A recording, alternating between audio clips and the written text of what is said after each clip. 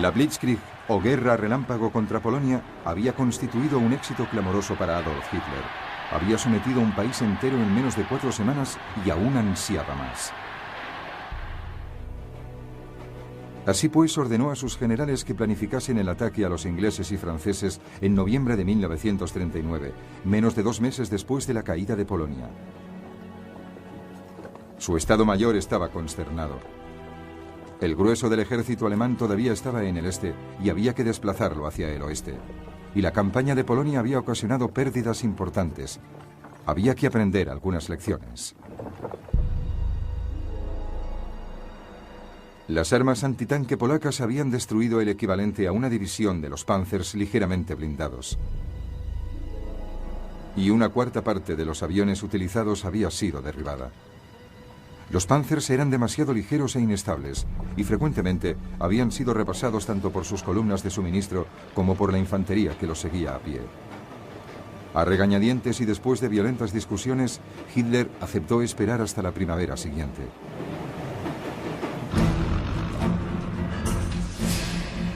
Mientras, sus enemigos también aprendían lecciones.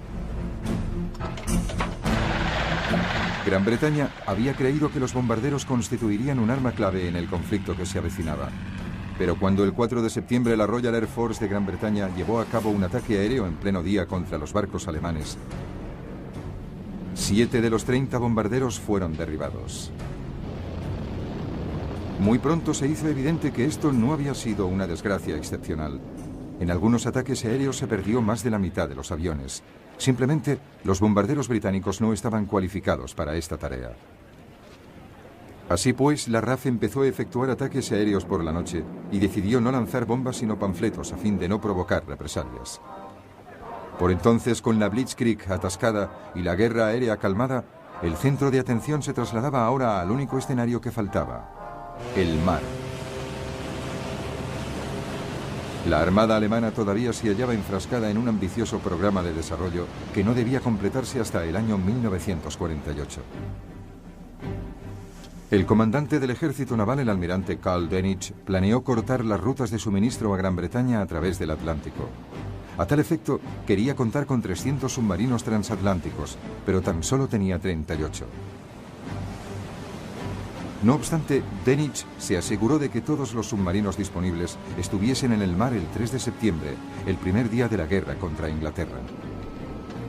Y aquella noche, creyendo que era un barco mercante armado, el U-30 hundió el transatlántico Acinia sin previo aviso.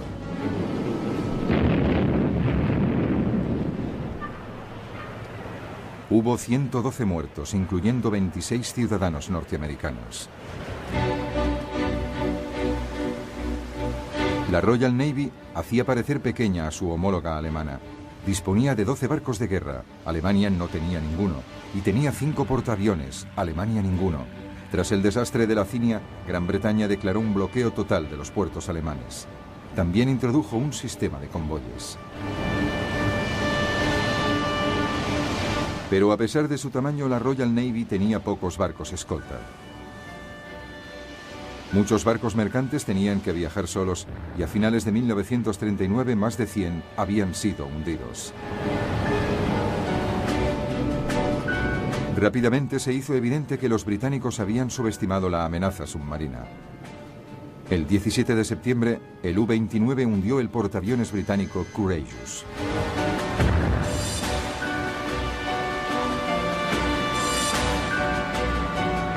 El 14 de octubre, el acorazado británico Royal Oak fue hundido cuando el U-47 se coló a través de las defensas de la principal base naval británica en Scapa Flow, en las Islas Orcadas. Mientras, la pequeña flota de superficie de Alemania también se había desatado contra las rutas marítimas. En el Mar del Norte, los cruceros de combate Scharnhorst y Gneisenau interceptaron un convoy el 22 de noviembre.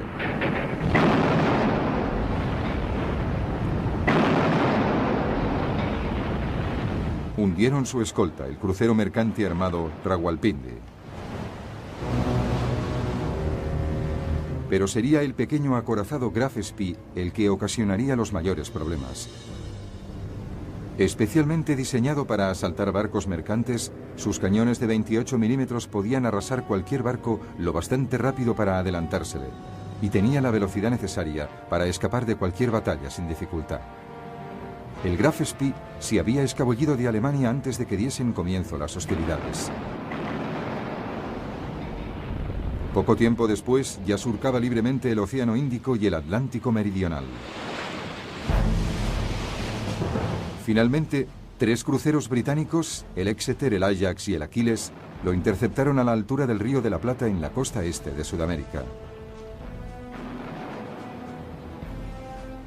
Los navíos británicos habían dañado tanto el pequeño acorazado que éste tuvo que buscar refugio en el puerto neutral uruguayo de Montevideo. Hicieron creer a los alemanes que había llegado una fuerza aérea británica más poderosa. Cuando se ordenó al Graf Spee que abandonase el puerto, su capitán lo hundió antes de correr el riesgo de ser aniquilado.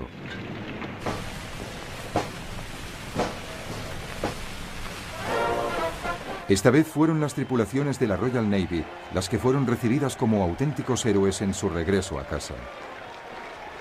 Pero este fue casi el único éxito claro de las Fuerzas Armadas británica y francesa en el invierno de 1939. No obstante, los británicos disfrutaron de una victoria secreta en la guerra tecnológica que resultaría ser de vital importancia.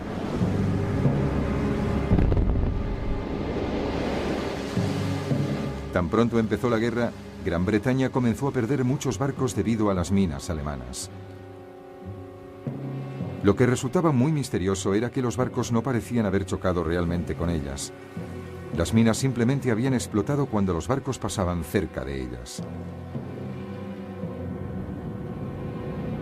Y entonces, el 22 de noviembre de 1939, por la noche, un avión alemán fue descubierto mientras lanzaba una mina en el estuario del Támesis, en la bajamar. Desactivada y rescatada del barro, se comprobó que el sello magnético de un navío que pasaba cerca de la mina la habría hecho explotar. La solución consistía en minimizar la firma magnética de un barco, lo que se conseguía al colgar un cable de cobre alrededor del casco y seguidamente hacer que la corriente eléctrica pasase por él. Se trata de un proceso llamado degausamiento. Tan pronto como el degausamiento fue aplicado a todos los barcos, el peligro de las minas magnéticas se redujo drásticamente. Por lo demás, cuando empezó el año 1940, la guerra se había calmado. Ambos bandos hicieron poca cosa durante el invierno, excepto patrullar, entrenarse e intentar combatir el frío que había sido particularmente intenso. Un periodista norteamericano denominó a este periodo Phony War, o guerra ficticia, y los alemanes lo llamaron Sitzkrieg, o guerra sentada. En primavera, la fuerza expedicionaria británica tomó posiciones en el lado izquierdo del frente en la frontera belga.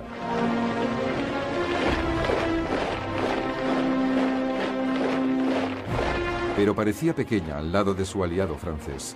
Francia tenía unas 100 divisiones a lo largo de las fronteras belga y alemana o en reserva cerca de allí. Este desequilibrio significaba que el comandante británico, Lord Gord, tenía que estar de acuerdo con las ideas del general francés Maurice Gamelin. Y estas eran totalmente defensivas.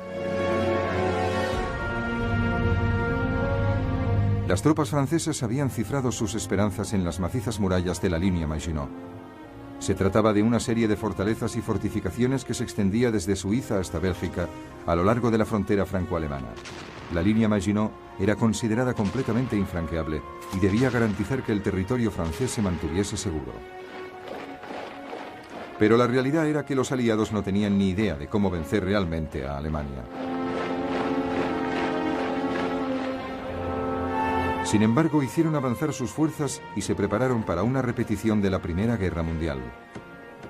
Bloquearían a Alemania para socavar su fuerza y se atrincheraron a punto para poder responder con éxito al ataque que sabían que tendría lugar. Ninguno de sus comandantes pareció considerar la posibilidad de que los alemanes pudiesen tener ideas totalmente distintas o que los próximos pasos pudiesen darse en un escenario completamente diferente.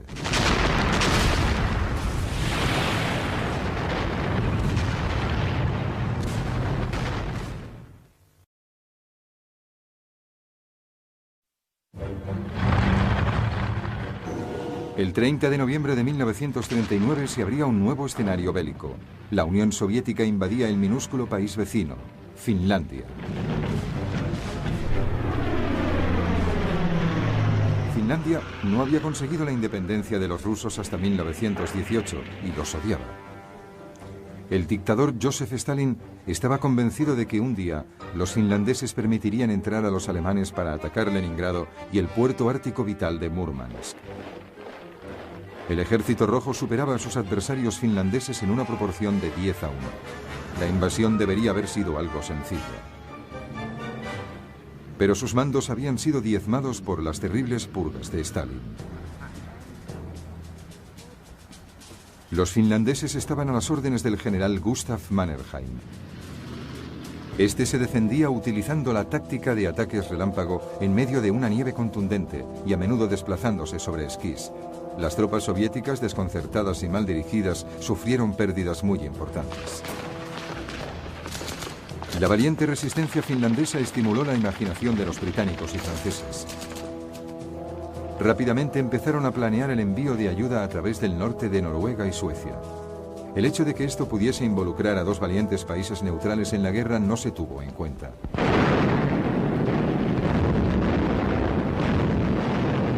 Pero una renovada ofensiva soviética a principios de febrero rompió la línea defensiva finlandesa. A principios de marzo, los finlandeses tuvieron que ceder territorio a Stalin. Para entonces, Hitler también había empezado a interesarse por Escandinavia. La máquina de guerra nazi dependía del suministro sueco de mineral de hierro. Durante los meses de invierno, la única manera de que dicho suministro pudiese llegar a Alemania era a través del puerto noruego de Narvik. Si los aliados desembarcaban en Noruega, este suministro vital podría verse interrumpido. Así que Hitler ordenó planificar la estrategia de invasión de Noruega, ataque que debía pasar por apoderarse también de Dinamarca, que obstruía el paso hacia Noruega. El escenario noruego se complicó cuando el 16 de febrero de 1940 el destructor británico Cossack abordó el barco de abastecimiento alemán Almark en un fiordo noruego para liberar prisioneros. Así las cosas, el 9 de abril las tropas alemanas empezaron a desembarcar en 5 puertos: Oslo, Kristiansand, Bergen, Trondheim y Narvik. Al mismo tiempo, hombres de la recientemente formada división paracaidista alemana tomaron los campos de aviación de Stavanger y Oslo. Debido al efecto sorpresa, las defensas noruegas fueron rápidamente superadas. Y lo mismo sucedió con las danesas. Las fuerzas alemanas ocuparon el país en 24 horas. En Noruega, los alemanes se desplazaban rápidamente para conectar sus cabezas de playa y tomar todas las ciudades más importantes. En el cielo, la Luftwaffe tenía el control absoluto. Entonces respondieron los aliados. Se envió una fuerza de desembarco para retomar Narvik. Las fuerzas francesas y noruegas lo consiguieron el 28 de mayo. Pero un importante refuerzo alemán se estaba aproximando. 6 semanas más tarde, los aliados decidieron abandonar Noruega a su suerte.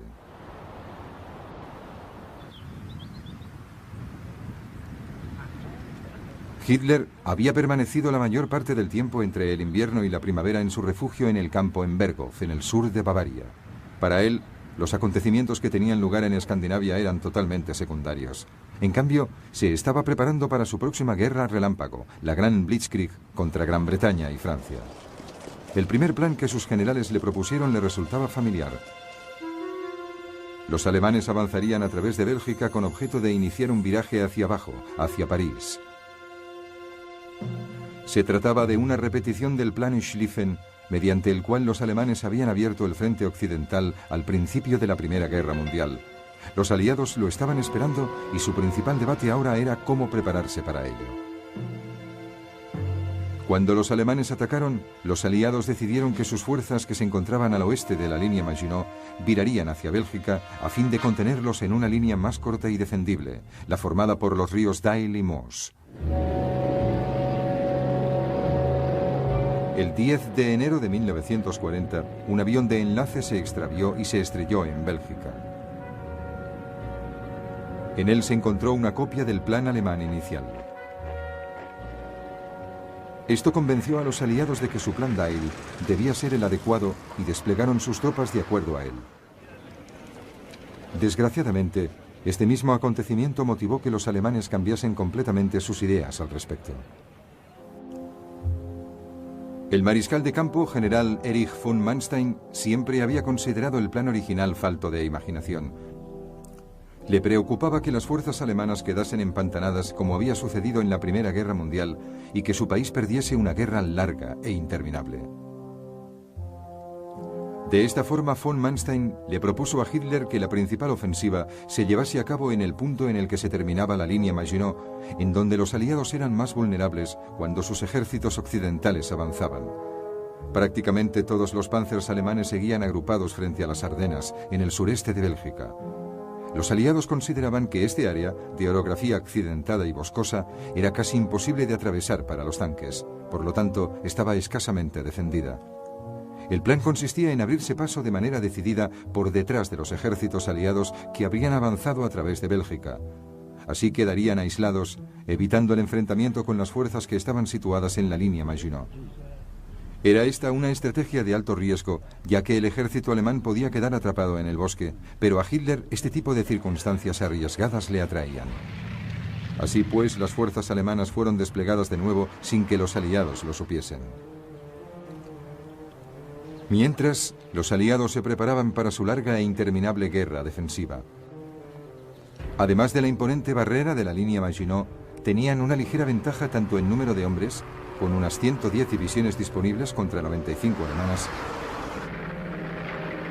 como de unidades blindadas, unos 3.000 vehículos contra 2.750. Los franceses también tenían mejores tanques. Su Char B de 32 toneladas tenía cañones de 47 milímetros. La única desventaja era que el cañón principal estaba montado sobre el casco y por lo tanto era difícil de apuntar. El cañón más pequeño se hallaba en una torreta desde la cual el comandante tenía que controlar el tanque y a la vez ocuparse del cañón. En cambio, el último diseño alemán, el Panzer Mark IV de 17 toneladas, tenía un cañón de 75 milímetros en una amplia torreta en la que cabían 3 hombres, de tal forma que su tripulación podía trabajar como un equipo, pero de estos solo había 100 unidades disponibles. Los otros tanques franceses más notables también tenían cañones que equivalían a los de sus paralelos alemanes, pero también en estos, los franceses tenían una torreta con cabida para un solo hombre. El único ámbito en el cual los alemanes tenían una ventaja clara era en el cielo. La Luftwaffe contaba con 2.000 bombarderos, los aliados solo tenían 800. La Luftwaffe tenía 4.000 aviones de combate, incluyendo el ultramoderno Messerschmitt Bf-109. Y los aliados disponían tan solo de 2.500 aviones, que en su mayor parte eran viejos. La Royal Air Force contaba aproximadamente con unos 800 aviones de combate Spitfire y Hurricane, pero tenía mucho interés en guardarlos para la defensa nacional. La mayor diferencia entre los dos ejércitos radicaba en su propia filosofía. Todo lo que los alemanes hacían se centraba en las posibilidades de la Blitzkrieg. Todas sus unidades blindadas estaban agrupadas en 10 divisiones Panzer independientes. Sin embargo, los franceses se estaban preparando para una repetición del enfrentamiento estático de la Primera Guerra Mundial. Consideraban los tanques como un apoyo a la infantería y los distribuían de forma poco sistemática en vez de concentrarlos. Habían observado el éxito de los panzers alemanes en Polonia, así que estaban reuniendo 3 divisiones blindadas, pero cuando empezaron las hostilidades, ninguna estaba totalmente operativa. Dos formas de pensamiento militar totalmente diferentes iban a enfrentarse: la guerra relámpago contra la guerra estática.